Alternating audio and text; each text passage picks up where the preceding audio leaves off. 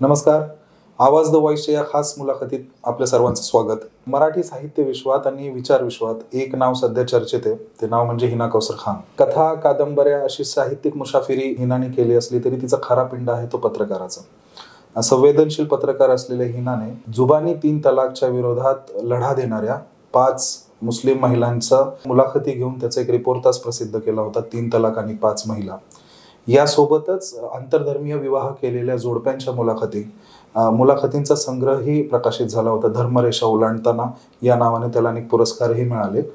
सध्या हिनाचं एक नवीन पुस्तक प्रकाशित झालंय. हरिती पब्लिकेशन कडून हे पुस्तक आलंय. त्या पुस्तकाचं नाव आहे इश्तेहाद. या पुस्तकात हिनाने लोकसत्ता या एका महत्वाच्या मराठी दैनिकामध्ये जानेवारी ते डिसेंबर 2023 या एका वर्षभरात चतुसूत्र या सदराखाली जे 13 लेख लिहिले, त्या लेखांचा हा संग्रह आहे. या पुस्तकाविषयी आणि या पुस्तकात हिनाने मांडलेल्या विचारांविषयी चर्चा करण्यासाठी आपल्यासोबत स्वतः हिना कौसर खान आहे. आपण आवाज मराठीतर्फे त्यांचं स्वागत करूयात. हिना, आवाज मराठीच्या या मुलाखतीत तुमचं स्वागत. हे जे पुस्तक प्रकाशित झालंय लोकसत्तेत तू 2023 साली मी जसं सांगितलं तसं लिहिलेल्या लेखांचा हा संग्रह आहे. या लेखातून जेव्हा आपण पुस्तक चाळतो, पुस्तक बघतो, तर असं आढळतं की या लेखांमधून तू आजच्या भारताशी संवाद साधायचा प्रयत्न केलाय. विशेष करून भारतातल्या ज्या 2 प्रमुख धर्म घटक आहेत, समाज आहेत, हिंदू आणि मुस्लिम, या 2 समाजांशी तू या 13 लेखांच्या माध्यमातून संवाद साधलाय. हा संवाद साधावा असं तुला काय वाटलं? भारतीय भावना जी आहे किंवा भारतीय समाजाची जी रचना आहे ती बहुतांश धर्माला खूप हे करणारी आहे, धर्मसेंट्रिक आहे, महत्व देणारी. धर्माला महत्व देणारी. धर्म ही त्यांच्या जगण्याचा खूप मूलभूत इंटिग्रेटेड असा पार्ट आहे. माणसं धर्माशिवाय जगायचं म्हटलं की माणसं गोंधळलेली असतात.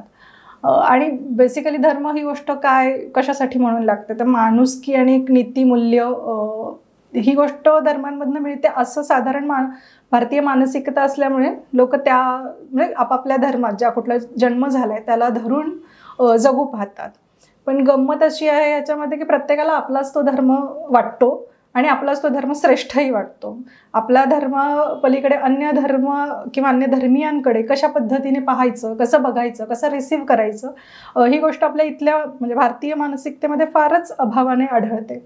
म्हणजे मध्यंतरी 2-1 वर्षांपूर्वी एक संशोधन झालं होतं रिलिजन इन इंडिया, प्यू रिसर्च सेंटरने तो केला होता. तर त्यांनीही हेच म्हटलं होतं की त्यांनी जेव्हा अभ्यास केला 30,000 प्रौढ व्यक्तींशी संवाद केला प्रत्यक्ष, तर त्यांच्याही लक्षात आलं की प्रत्येक धर्मीय हेच म्हणत होतं की आमचा धर्म तो म्हणजे श्रेष्ठ किंवा आमचा धर्म हा वेगळा आहे. म्हणजे हिंदूंनाही असं वाटत होतं की मुस्लिमांपेक्षा त्यांचा धर्म वेगळा आहे आणि मुस्लिमांनाही असंच वाटत होतं की हिंदूंचा धर्म म्हणजे त्यांच्यापेक्षा आमचा धर्म वेगळा आहे. आणि वेगळा आहे असं वाटण्यात एक वेळेस गैर नाही आहे, पण तो श्रेष्ठ आहे आणि दुसरा काहीतरी कनिष्ठ आहे आणि त्याचं महत्त्व नाही आहे, अशा पद्धतीची खूप मानसिकता आपल्या इथे आहे. आणि हाच एक थॉट होता की त्या पद्धतीच्या जेव्हा धारणा तयार होतात की आपण कोणीतरी श्रेष्ठ आणि अन्य कोणीतरी कनिष्ठ, तर बहुतांश वेळा आणि आपल्या भारतीय याच्यामध्ये बहुसंख्याक समाजाच्या बाबतीत तरी असं होतं की शंकेने खूप पाहिलं जातं अन्य समाजाकडे. तर इथे अन्य समाज म्हणता मुस्लिम समाज येतो की ज्याच्याकडे फार शंकेने पाहणं, कारण माहिती नाही आहे, अज्ञान खूप आहे. ज्या पद्धतीची माहिती त्यांच्यापर्यंत पोचते ती बहुतांश पद्धतीने म्हणजे काय म्हणतात त्याला अपप्रचारी अशी माहिती आहे, चुकीची माहिती आहे, गैरसमज वाढवणारी किंवा त्यांच्या मनात असणारे जे आधीचे भयगंड असतील काही, तर त्यांनाच खूप बढावा देणारी अशी ती सगळी माहिती त्यांच्यापर्यंत पोचत असल्याने दरी खूप आहे, संवादाचा अभाव आहे. मग साधा प्रश्न म्हणजे साधं काहीतरी जे वाटणं असेल ते बोलून संपू शकतं, मिटू शकतं, तर ते करण्याऐवजी आपण आपल्याच एका झोनमध्ये बसायचं आणि आपलेच जे काही भयगंड आहेत आणि त्याला खतपाणी घालणारं जी काही माहिती येते त्याच माहितीला प्रमाण किंवा खरं मानून चालणं असं खूप, आणि ते आयदर समाजांकडनं होतं. म्हणजे असं नाही की ते केवळ हिंदू समाज किंवा बहुसंख्याक समाजाकडनं होतं, ते मुस्लिम समाजामध्ये सुद्धा कमी अधिक प्रमाणामध्ये होताना दिसतं. तर ह्या दोन्ही समाजांमध्ये जर त्या प्रकारची तेढ असेल, त्या प्रकारचा विसंवाद असेल, न संवाद असण्यापेक्षा विसंवाद असणं म्हणजे न संवादापेक्षा एक वेळेस विसंवादही चालतो की तुम्ही काहीतरी बोलताय, भांडताय आणि काहीतरी त्यातनं घडतंय. पण जेव्हा संवादच नाही आहे, संवादाचाच अभाव आहे, तर तिथे काही ना काहीतरी माध्यमातून तुम्हाला एक ते व्यासपीठ किंवा ती एक जागा निर्माण करण्याची गरज वाटते की जिथं काहीतरी आपण बोललं पाहिजे, सांगितलं पाहिजे. आणि आता इथं बिईंग मुस्लिम मला ती माझी जबाबदारी वाटली की मग मी या जागेचा, या पद्धतीच्या लेखनाचा काय म्हणून वापर करायचा. तर मला असं वाटलं की संवाद हीच जर आपली गरज आहे आणि तीच त्याचाच अभाव आहे, तेच घडत नाही आहे. आणि फक्त आपण प्रत्येकच समाज म्हणताना खरं तर दोन्ही एकत्र येतात, हिंदू आणि मुस्लिम. ते काही म्हणजे हिंदूंचाच फक्त समाज आहे असं नाही, तर ते मुस्लिमही त्याच समाजाचे भाग आहेत. पण जेव्हा समुदाय किंवा समूह म्हणून जेव्हा ते वेगळे होतात तेव्हा ते आपापल्याच मनोऱ्यामध्ये बसून ज्या पद्धतीचा सगळ्या कल्पना विलास करतायत, तर त्याला कुठे ना कुठे आपण काहीतरी सांगू शकतो का, बोलू शकतो का, तो संवादाची ती जागा निर्माण करू शकतो का. दोन्ही समाजांमध्ये ज्या पद्धतीच्या गैरसमजुती आहेत आणि ज्या माध्यमांमधनं पेरल्या गेलेल्या आहेत त्यांना आपल्याला ॲड्रेस करता येईल का, हा एक विचार ठेवून या पुस्तकाचं एकूणच लेखन केलं आणि संवाद हा त्यातला महत्त्वाचा भाग होता. तू आत्ता तुझ्या उत्तरात 2 गोष्टी सांगितल्या, 2 समाजांचा उल्लेख केला.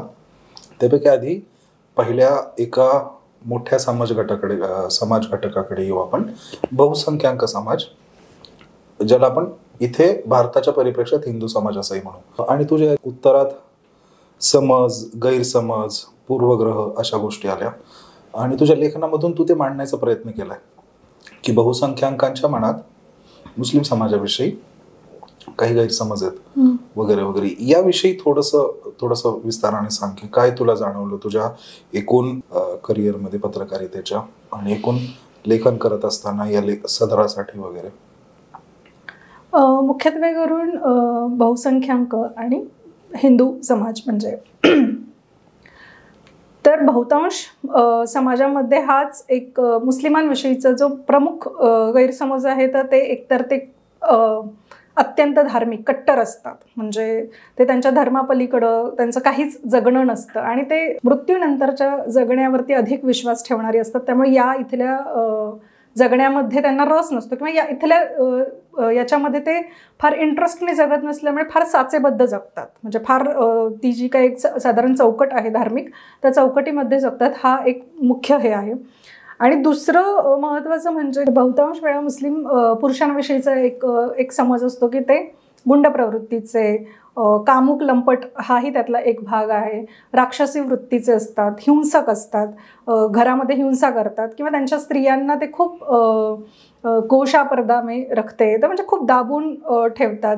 आणि स्त्रिया देखील तशाच आहेत, त्या फार विक्टीम आहेत, त्या अत्यंत पीडित आहेत, त्यांचा काही से नाही आहे, त्यांचं म्हणणं नाही आहे, त्या आनंदाने जगत नसणार आहेत, त्यांच्यावर खूप अन्याय आणि अत्याचार होत आहेत. इथला पुरुष असा आहे की त्याला राग आला तर तो एका झटक्यात तलाक देऊन नातं मोडून टाकेल, म्हणजे या लेवलने हिंसक अशा प्रवृत्तीचा मुस्लिम समाज आहे. आणि हे एक म्हणजे या काय म्हणतात या चौकटीमधला मुस्लिम पुरुष आणि आणखीन जो आपल्याला राष्ट्रीय आंतरराष्ट्रीय बातम्या आणि या सगळ्या ह्याच्यामधनं पोचलेला मुस्लिम कम्युनिटी आहे, ती म्हणजे फार आतंकी टाईपची कम्युनिटी आहे, फार दहशत पसरवणारी कम्युनिटी आहे. तर या पद्धतीचे जे नॅरेटिव्ज ऑलरेडी पोचलेले किंवा आहेत म्हणजे समाजामध्ये रूढ आहेत आणि म्हणजे आतंकी किंवा हे म्हणताना पुन्हा तीच वृत्ती ना, हिंसक पद्धतीच्या वृत्तीचाच पुरुष मुस्लिम आहे.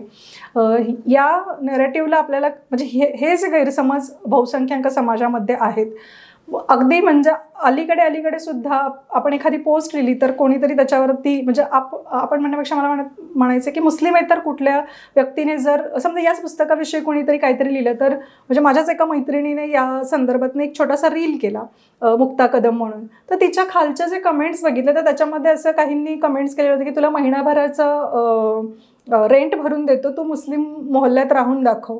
म्हणजे मुस्लिम मोहल्ल्यात एखादा मुस्लिमेतर व्यक्ती राहू शकत नाही का? म्हणजे ही कुठल्या प्रकारचे भीती किंवा कुठल्या प्रकारचे गैरसमज त्यांच्या मनामध्ये आहेत की आपल्याच एका समाजाचा तो मुस्लिम समाज म्हणजे काही वेगळा नाही आहे, तो समाजाचाच अंतर्भूत भाग आहे. म्हणजे समाज म्हणताना फक्त हिंदू किंवा बहुसंख्याक असंच बघितलं जातं, हीच मुळात चुकीची गोष्ट आहे. समाज म्हणताना तो सगळ्या जाती, धर्म, वर्ग, कास्ट, जेंडर या सगळ्यांना इन्क्लूड करणारा घटक आहे.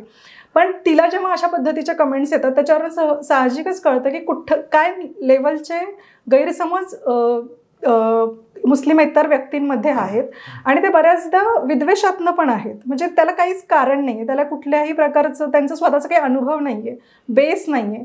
मात्र अशा प्रकारच्या गैरसमजुतींनी बहुसंख्याक समाजामध्ये आढळताना दिसतात. हाच प्रश्न थोडासा पुढे घेऊन जातो.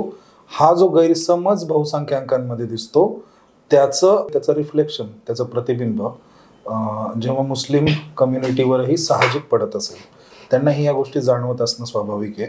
तर तुझ्या या लेखसंग्रहात तू एके बाजूला जसे बहुसंख्याकांचं एक प्रतिबिंब दाखवते, तसंच अल्पसंख्याक समूह, विशेषतः मुस्लिम समाज, तो या सगळ्या गोष्टींकडे कसं बघतो, त्याचं काय मानस आहे हे पण तू वाचकांना उलगडून दाखवण्याचा प्रयत्न करते. तर ते नेमकं मानस या सगळ्यांना प्रतिक्रिया म्हणून एके बाजूला, आणि दुसरीकडे त्यांच्या धार्मिक आणि सामाजिक समजुतीतून त्यांची जो काही विचार तयार झाला, याच्यातून जे कॉम्बिनेशन तयार झाले ते कशा स्वरूपाचं आहे, ते थोडंसं मुस्लिम मानस जे तू दाखवतेस पुस्तकातून ते थोडंसं उलगडून सांग. मुस्लिम माणस किंवा हिंदू माणस असं कुठल्याही माणसाविषयी बोलताना खरं तर ते एकरेषी आपल्याला बोलता येणार नाही. म्हणजे मी आधीच सुद्धा बोलले, तेही अत्यंत कॉम्प्लिकेशन्समधले, काहींना काही प्रकारचे गैरसमज किंवा काही प्रकारच्या अनुभव आले असतील आणि त्यातनं काही धारणा तयार झाल्या असतील, आणि काही अत्यंत ॲब्सोल्यूट व्हॉट्सॲप युनिव्हर्सिटीमधल्या माहितीवर आधारित तयार झालेली असतील. तीच गोष्ट मुस्लिम माणसाविषयी सुद्धा आहे की तिथंही सगळंच व्यवस्थित आहे, आलबेल आहे, अशातलाही भाग नाही आहे, आणि अत्यंत दयनीय आहे. म्हणजे ज्या पद्धतीचं चित्र दाखवलं जातं की प्रचंड दयनीय अवस्थेमध्ये मुस्लिम समाज आहे, म्हणजे स्त्रिया विशेष करून, तर ते तसंही नाही आहे. म्हणजे इथे जर ज्या पद्धतीचं आत्ताचं वातावरण आहे विद्वेष आणि याने भरलेलं, आणि त्यातनंच जी काही गैरसमज होऊन पुन्हा अधिक विद्वेष करणारं वातावरण आहे, तर ह्याच्यामध्ये मुस्लिम माणस असंच दिसतं की ते प्रतिक्रियावादी सुद्धा नाही आहे खरं तर पुरेसं. म्हणजे प्रतिक्रिया द्याव्यात म्हणजे याचं जे काही एक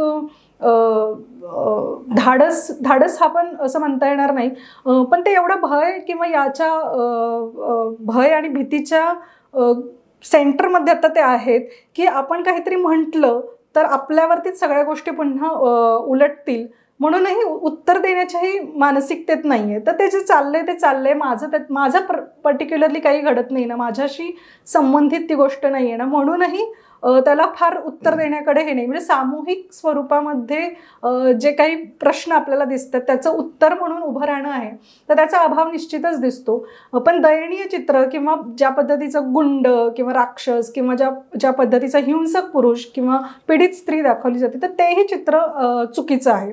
आणि त्याचा आपल्याला या लेखांमधनंही मांडण्याचा प्रयत्न केला की स्त्रियांनाही स्वतःचं म्हणणं आहे, आवाज आहे, आणि त्याही काही ना काही त्यांच्या स्तरावरती पुढे जाण्याचा, म्हणजे अलीकडच्या काळामध्ये तर शिक्षण आणि याचाही प्रचार प्रसार संपूर्ण, म्हणजे मुलं असतील मुली असतील याच्यामध्ये तो थोड्या प्रमाणात का होईना, छोट्या प्रमाणात का होईना, तो पुढे रेटताना दिसतोय. आणि तो बदलही, म्हणजे त्याही अनुषंगाने स्त्री पुरुष, म्हणजे मुस्लिम स्त्री पुरुषांमधला जेव्हा तुमच्याकडे शिक्षण येतं, तुमच्याकडे समज येतात, कुठल्याही प्रकारची म्हणजे समजून घेण्याच्या जेव्हा गोष्टी, म्हणजे ज्या गोष्टींना आधारच नसतो, ज्ञानाचा अभाव असतो, त्या जेव्हा आपल्या वाट्यात यायला लागतात तेव्हा माणसं विचार करू लागतात. आणि मुस्लिम स्त्रिया काही पीडित ज्या पद्धतीचे दाखल होतात त्या हिजाब आणि बुरख्यात असतात, म्हणजे त्या पीडित असतात. हे जे कॉम्बिनेशन आहे हे अत्यंत चुकीचं आहे. म्हणजे ती एखादी हिजाब घालणारी किंवा बुरखा घालणारी बाई सुद्धा अत्यंत मोकळेपणाने हसू शकते, आनंदी राहू शकते.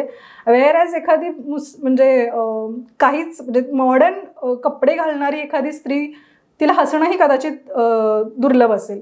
तर हे इतकं सरळ रेषीय एकाच चष्म्यातनं बघणं पॉसिबलच नाही आहे. ते अत्यंत गुंतागुंतीचं आहे, पण निश्चितच बदलतं स्वरूप दिसतंय असं मला तरी वाटतं. हां, तू जे सांगितलंस की ते एकरेषीय नाही आहे, मोनोलिथिक नाही आहे, त्याच्यात खूप सारे वेगवेगळे विविधता आहे मुस्लिमांच्या मानसमध्ये पण. अगदी बरोबर. तुझ्या या लेखांमधून एक मुस्लिमांशी संदर्भात एक सामाजिक सुरक्षितता हा विषय पण खूप चर्चेला गेला आहे. त्या सामाजिक सुरक्षिततेचा जेव्हा विषय येतो तेव्हा हेट स्पीच, मॉब लिंचिंग वगैरे हे प्रश्न पण तुझ्या पुस्तकात आणि त्यातल्या लेखांमध्ये वारंवार येतात. हेट स्पीच विषयी सुप्रीम कोर्टाने काही महिन्यांपूर्वी अतिशय स्पष्ट आणि ज्याला म्हणूयात आपण कडक कायदे केलेले आहेत. आत्ता 1 तारखेला भारताचे ज्याला म्हणूयात आपण फौजदारी कायदे बदललेत. भारतीय न्याय संहिता या नावाने आता ते नवीन कायदे आलेत. त्याच्यामध्ये मॉब लिंचिंग विषयी पण अतिशय कठोर कायदे करण्यात आलेले आहेत. या कायद्यांचा उपयोग प्रभावीपणे होतोय का, हा प्रश्न माझा असेल तुला. आणि ते या कायद्यांमुळे आता जे नवीन कायदे आले त्याच्यामुळे काही फरक पडू शकेल का असं तुला वाटतं?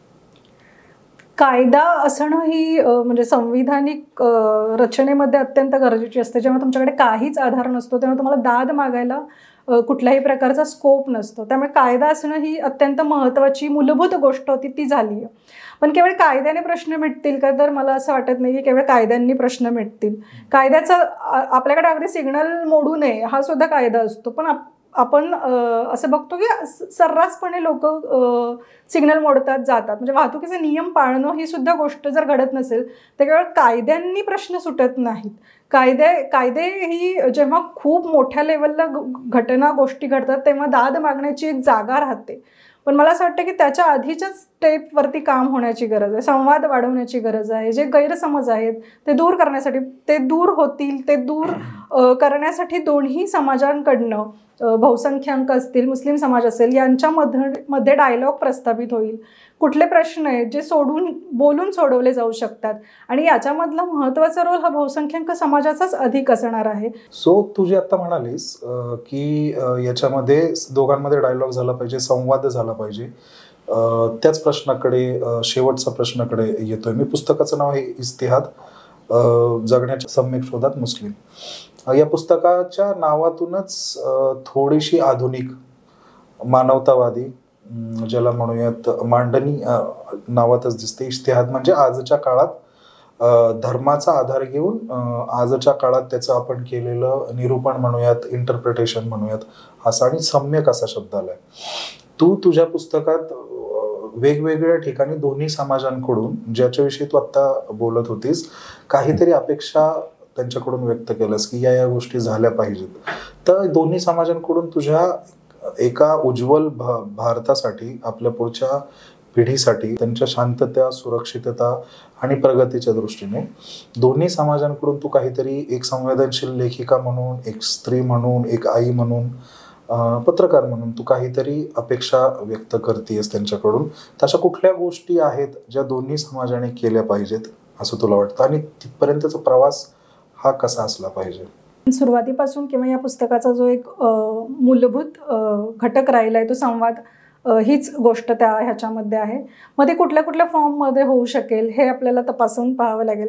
म्हणजे मध्यंतरी मेरे घर आके देखो अशा पद्धतीचे एक कॅम्पेन राबवण्यात आलं. आणि अशा पद्धतीचे कॅम्पेन खूप महत्त्वाचे वाटतात मला. कारण जेव्हा तुमचा कुठल्या तरी एका समाजाशी संबंधच नसतो, तुम्हाला त्या समाजाविषयी माहितीच नाही आहे, त्यांचं घर कसं आहे, त्यांचं किचन कसं आहे, तिथली माणसं कशी राहतात, ती काय कपडे घालतात, काय अन्नपदार्थ खातात, हे जेव्हा माहिती नसतं त्या माहिती नसण्याच्याच जागांना कोणी ना कोणीतरी व्यापतं आणि काहीतरी माहिती पेरतं आणि त्यातनं गैरसमज वाढतात. पण मग अशा पद्धतीचे कॅम्पेन जेव्हा होतात तेव्हा माणसं एकमेकांच्या घरी जात आहेत. प्रत्यक्ष घरामध्ये जेव्हा एक प्रकारचा संवाद होतोय, बोलणं होते, आणि ते गरजेचं अजिबातच नाही कुठल्याही वैचारिक पद्धतीचं गप्पा व्हाव्या आहेत, काहीतरी तुम्ही ऐतिहासिक किंवा भविष्यकालीन गोष्टींविषयी बोलताय, तुम्ही नॉर्मल जगण्याविषयी साध्या गप्पा, जे दोन मित्र किंवा दोन मैत्रिणी किंवा मित्रमैत्रिणी एकमेकांसोबत गप्पा करतात, अगदी त्या पद्धतीचा, त्या लेवलला येऊन जेव्हा तुम्ही बोलताय, एकत्र जेवताय, एकत्र काहीतरी पाहताय, एकत्र काहीतरी अनुभवताय, ह्या एकत्र अनुभवण्यानं, पाहण्यानं, खाण्यानं ज्या पद्धतीचा एक बॉन्ड तयार होतो, आणि जे गैरसमज असतात, आता कुठलीही दोन माणसं म्हटली तर खरं तर तिथे कुठल्या ना कुठल्या प्रकारचा संघर्ष होणारच असतो. कारण दोन व्यक्तींमधला समजुतीचा, त्यांच्या त्यांची वैचारिकता कुठपर्यंत आहे त्या पातळीवरती संघर्ष असतो. मुद्दा हा असतो की त्या संघर्षाच्या पुढे आपण जाणार आहोत का, त्याच्या पुढे जाऊन आपण पुन्हा सौहार्दाचं, प्रेमाचं काहीतरी बोलणार आहोत का. अदरवाईज म्हणजे असं होऊच शकत नाही की सगळं आलबेल घडलेले, संघर्ष होणार, भांडणं होणार, वाद होणार, पण मग याचं एंड काय अपेक्षित आहे आपल्याला. तर याचं एंड मला असं वाटतं की प्रेम, तरीही प्रेमाच्या दिशेने आपण पुढे पुन्हा चालत जाणं, ही महत्त्वाची गोष्ट वाटते. आणि ह्याच्यामध्ये मी आत्ता आधीच्याही उत्तरामध्ये हेच सांगू पाहत होते की बहुसंख्याक समाजाचा रोल मला अधिक महत्त्वाचा वाटतो, कारण संख्येने सुद्धा ते अधिक आहेत. अल्पसंख्याक समाजाला सामावून घेणं म्हणजे को एक्झिस्टन्स जे आपण म्हणतो, म्हणजे सहअस्तित्वाची जी जबाबदारी आहे ती अल्पसंख्याकांवरती सुद्धा आहे, पण ती त्याच वेळेस त्यांच्या आजूबाजूने घेरून असलेल्या बहुसंख्याक समाजावर अधिक आहे. खरं तर कुठल्याही म्हणजे इथे भारताचा विचार करताना आता मुस्लिम आपल्याला अल्पसंख्याक वाटू शकतात, पण एखाद्या मुस्लिम कम्युनिटी म्हणजे एखाद्या छोट्याशा मुस्लिम मोहल्ल्यामध्ये एखादा हिंदू गेला तर त्या थोड्या वेळासाठी का होईना तो हिंदू अल्पसंख्याक होतो. किंवा कुठल्या तरी पुरुषांच्या सगळ्या हॉलमध्ये एखादी स्त्री गेली तर ती अल्पसंख्याक होते, किंवा एखाद्या सगळ्या स्त्रियांच्या हॉलमध्ये एखादा पुरुष असेल तर तो अल्पसंख्याक होतो. पण गरजेचं काय असतं की त्या अल्पसंख्याक व्यक्तीला त्या जो कुठला बहुसंख्याक समाज आहे, समूह आहे, तो घटक आहे, त्याने ती कम्फर्ट देणं, त्यांना तिथं असण्याविषयी त्यांचं वेगळेपण जाणवून न देता त्यांना सामावून घेणं. तर इथं सुद्धा मला तेच वाटतं की बहुसंख्याक समाजावरती ही ती जबाबदारी अधिक वाटते की त्यांनी ती सामावून घेतलेली नाही आहे का आत्तापर्यंत, तर निश्चितच आहे, पण ज्या पद्धतीच्या गैरसमजुतींनी त्याच्यामध्ये जे काही छोटे छोटे गॅप असतील ते अजून वाढतील कसे असं बघण्याचा जो काही एक प्रयत्न काही संघटना कडनं होत राहतात, तर त्या आपण त्या वेळेसच मारून टाकणं, त्या जागांना वाढू न देणं आणि आपल्या पुन्हा सौहार्दाच्या जागा तिथे बिल्टअप करणं हे मला महत्त्वाचं वाटतं. आणि मग त्याच्यासाठी वेगवेगळ्या प्रकारचे कार्यक्रम असतील, चर्चा असतील, किंवा काही वेळ काहीच नाही, साधी एक पिकनिक असेल, कुठेतरी जाणं असेल सोबतचं, आणि ते वेगवेगळ्या समाज समूहाच्या गोष्टींमध्ये असेल. म्हणूनच इन्क्लुजन हा गोष्ट सगळ्याच टप्प्यांवरती महत्त्वाचा वाटतो ना. मग तुम्ही अगदी राहण्याच्या जागेपासून नोकरीच्या जागेपर्यंत आणि कुठेही अन्य ठिकाणी त्या पद्धतीचं इन्क्लुजन महत्त्वाचं आहे. वेगवेगळ्या प्रकारच्या म्हणजे कास्ट, क्लास, क्रीड, म्हणजे सगळ्या प्रकारची माणसं आपल्या अवतीभोवती असतील, त्या याच्यामधनंच कदाचित को एक्झिस्टन्स ही गोष्ट आपल्या लक्षात येईल. आणि जो गैरसमज असेल, आणि ते असणारच आहेत, मग त्याचं ॲब्सोल्यूट संपणार आहेत असं होणार नाही आहे, पण त्या असणाऱ्या सगळ्या गैरसमजांना आपण उत्तर देण्यासाठी सक्षम कधी होणार आहोत? आपण फक्त गैरसमजांचाच विचार करत राहतो, तर आपल्याला उत्तरांचाही विचार केला पाहिजे. त्यासाठीची नव्या येणाऱ्या पिढीला आपण काय प्रकारचं समाज देऊ पाहतोय. खरं तर आत्ताच आपण त्यांना अत्यंत घृणेचं आणि विद्वेषाचं समाज दिलेला आहे, पण हाच समाज आपण कंटिन्यू करणार आहोत का त्यांना एक चांगलं, त्यांना बरं वाटेल, या समाजामध्ये राहावंसं वाटेल, जगावंसं वाटेल असा समाज आपण निर्माण करणार आहोत. आणि तो काय असं, मग ते काय स्वप्नवत अशी गोष्ट नाही आहे, ती आपल्या साध्याच गोष्टींमधनं एकमेकांचं अस्तित्व मान्य करणं, एकमेकांचं स्वातंत्र्य मान्य करणं, एकमेकांची सोबत मान्य करणं, ही इतकी साधी बेसिक मानवी गोष्ट. याच्यात कुठलाही धर्म, मला असं वाटत नाही की कुठल्याही धर्म हे अमान्य करत असेल, कोणाचं स्वातंत्र्य मान्य करणं असेल किंवा सोबत मान्य करणं असेल, किंवा कुठलाही को एक्झिस्टन्स अमान्य, हा कुठलाही धर्म अमान्य करत नाही. मग जर धर्म अमान्य करत नाहीये तर माणूस म्हणून आपण कुठल्या लेवलला येतो आणि ते सगळं अमान्य करायला शिकतो. विद्वेष किंवा प्रेम करण्याऐवजी आपल्याला राग करणं, चिडचिडेपणा करणं किंवा क्रोध मनात जागं ठेवणं हे इतकं का महत्त्वाचं वाटतं? जाणीवपूर्वक आणि प्रयत्न करून जर द्वेष आणि विखार पसरवला जात असेल तर जाणीवपूर्वक प्रयत्न करून आपण प्रेम आणि सौहार्द का नको पसरवायला, त्यासाठी का प्रयत्न नको करायला? म्हणजे प्रेम ही गोष्ट अशी आपोआप घडून जाणारी गोष्ट नाही, त्याच्यासाठी सुद्धा कष्ट घेण्याची गरज आहे.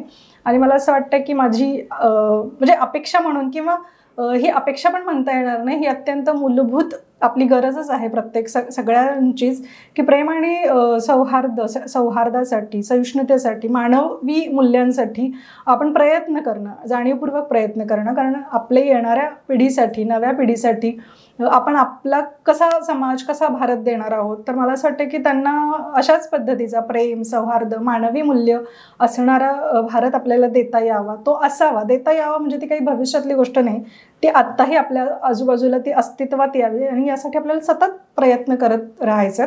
आणि त्याच प्रयत्नांची अपेक्षा माझ्याकडूनही आणि सगळ्या समाजाकडनं असेल. तू तुझ्या पुस्तकातून ही जी अपेक्षा व्यक्त केली आहे, एक उज्ज्वल भारत पुढच्या पिढीसाठी आणि आपल्या पिढीसाठी एक तयार व्हावा, याच्यासाठी तुझी जी तळमळ आहे ती या प्रत्येक लेखामधून आपल्याला दिसते.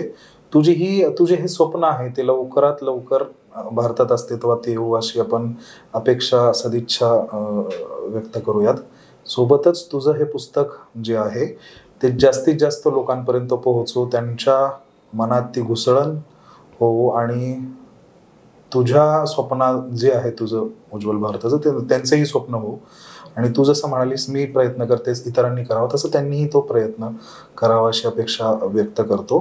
तू आवाज मराठीसाठी वेळ दिलास, इतक्या सविस्तरपणे इतक्या गुंतागुंतीच्या प्रश्नावर तू मोकळेपणाने बोललीस, त्यासाठी तुझे खूप खूप आभार. धन्यवाद.